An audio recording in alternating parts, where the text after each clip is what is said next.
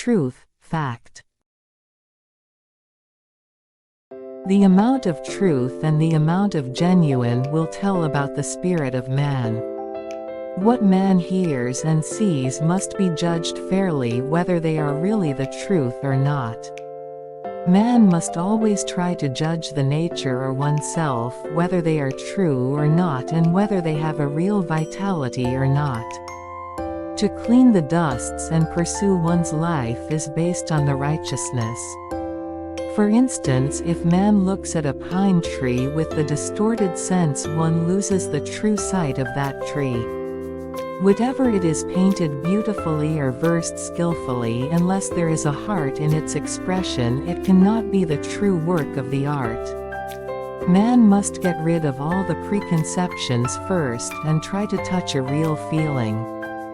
Then these lead one to discover the true value of it. When man is to see mountains or rivers, if one has the ready-made imagination or the preconception, man never be able to see the true value of them. Also, if people's heart is clouded or people have made up the practices conveniently, the truth never be found. To find the truth and know the truth will make one's life worthwhile. Man who is the God on the ground keeps the sound walk. If any religions, Buddhism and ideologies and the worldly practices man blindly obeys and feels no pain or embarrassment in them. As if one gets lost the realities, one cannot be the vigorous man of God. Man who understands the vital progress of life never be captured by them. Once there is a time the awakening in the truth is disturbed, so people who have the true power have had to go through the hardships. Now the time has changed. People who aspire to reach the truth and go back to the true state are prepared by the heaven. Man of the truth, the genuine things and the true thought have become the top priority to acquire. True people who never have come to the distorted world appear like a heaven's canopy opened. The hole is opened so that the bads still go for the bads and the evils still stay as they are.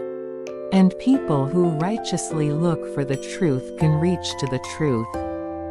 That is why man who wants to seek for the truth must always make an effort to be true.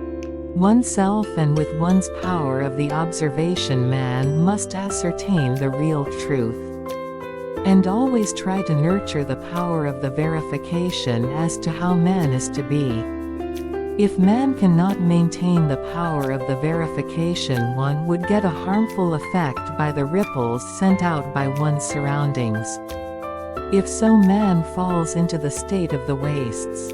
Man can see truly the real world where everything is in the never-stopping progress.